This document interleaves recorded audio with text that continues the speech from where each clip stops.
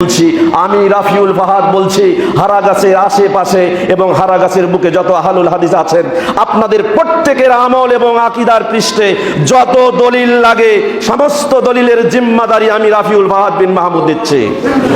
যেখানেই যেভাবে আপনার দলিলকে প্রশ্নবিদ্ধ করা হবে, যেখানেই আপনার আকীদা এবং আমলকে প্রশ্নবিদ্ধ করা হবে, যেখানে আহলুল হাদিসদের উপরে গালি দিয়ে টেক লাগিয়ে তাদেরকে ছোট করা হবে, সেখানেই আপনারা প্রতিরোধ করে তুলবেন ইনশাআল্লাহ। আমি রাফিউল ফাহাদ বিন মাহমুদ শরীরের মধ্যে এক বিন্দু রক্ত থাকা অবস্থায় আপনাদের সপক্ষে যত দলিল প্রমাণাদি আছে আমি সংরক্ষণ করব ইনশাআল্লাহ।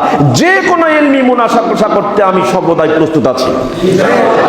সম্মানিত মুফতি, মনে রাখবেন, আহলুল হাদিস কারো লেজুর বৃত্তি করে না, আহলুল হাদিস কারো দালালি করে না।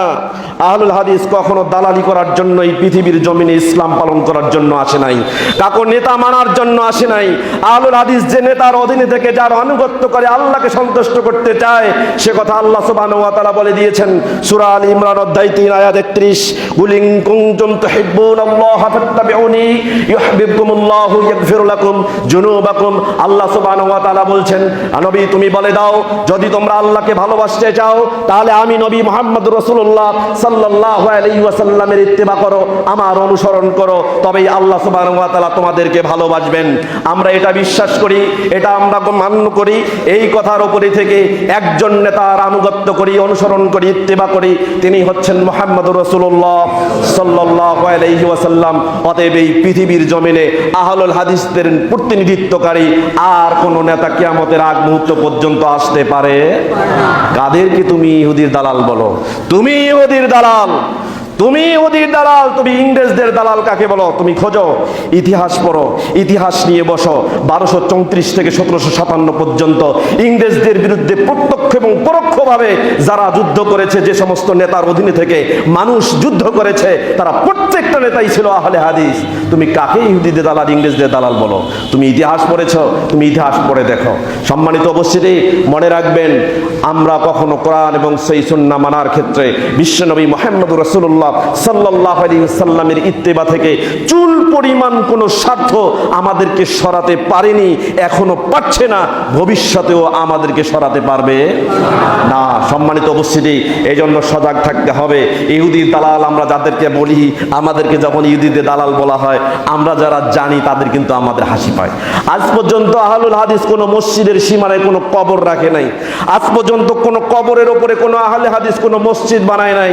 আর তোমরা মসজিদের ওপরে কবর বানাও, মসজিদের ভিতরে কবর বানাও, কবরের ওপরে মসজিদ বানিয়ে চতুর্দিকে তোমরা সালাত আদায় করে জানান দাও, যাকে তোমরা কবরে রেখেছ তার পূজা করছো, অথচ ইবাদত করতে হবে, উলুহিয়ার সমস্ত দাবি দিতে হবে কাকে? সম্মানিত উপস্থিতি, সহিহ বুখারীতে হাদিস এসেছে, মুসলিমে হাদিস এসেছে, মিশকাতুল মাসাবিতে হাদিস এসেছে, কিতাবুস সালাত, সালাত সংক্রান্ত একটি অধ্যায় রয়েছে, বাবুল মাসাজিদ ওয়া মাওয়াদিস সালাত, মসজিদ এবং সালাতের স্থান সংক্রান্ত একটি অনুচ্ছেদ রয়েছে। আল ফাসলুল আউয়াল, প্রথম পরিচ্ছেদের 712 নম্বর হাদিস। আয়েশা রাদিয়াল্লাহু তাআলা আনহা বলছেন, ক্বালা নবী সাল্লাল্লাহু আলাইহি ওয়াসাল্লাম ফি মারজিহিল্লাযী লাম ইয়াকুম মিনহু, আল্লাহর নবী মুহাম্মদ রাসূলুল্লাহ সাল্লাল্লাহু আলাইহি ওয়াসাল্লাম সর্বশেষ যে বছর অসুস্থ হয়েছিলেন, সেই অসুস্থতা থেকে তিনি আর মুক্তি পাননি। আল্লাহ সুবহানাহু ওয়া তাআলা তাকে দুনিয়ার জমিন থেকে তুলে নিয়েছেন।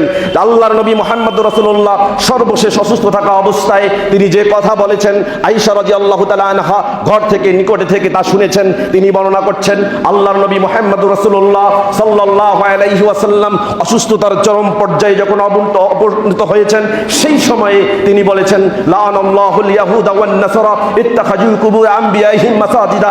আল্লাহ সুবহানাহু ওয়া তাআলা ইহুদিদেরকে অভিসম্পাদ করেছেন, আল্লাহ সুবহানাহু ওয়া তাআলা খ্রিস্টানদেরকে অভিসম্পাদ করেছেন। কেন? তারা তাদের নবীদের কবরকে সেজদার জায়গা হিসেবে গ্রহণ করেছেন। সম্মানিত উপস্থিতি, ইহুদিরা নবীদের কবরকে সেজদার জায়গা হিসেবে, মসজিদ হিসেবে গ্রহণ করেছিল। ঠিক বর্তমান সময়েও যারা মসজিদের ভিতরে কবর রাখে, ঠিক বর্তমান সময়েও যারা তাদের পীরদের কবরের উপরে মসজিদ বানায়, ঠিক বর্তমান সময়ে যাদের পীরদের খানকার মধ্যে যারা সেজদার ব্যবস্থাপনা করে, তারা জানান দিচ্ছে পরোক্ষভাবে ইহুদিদের কাজটা আমরা অন্যভাবে ইসলামে করছি, তারাই হচ্ছে ইহুদির দালাল।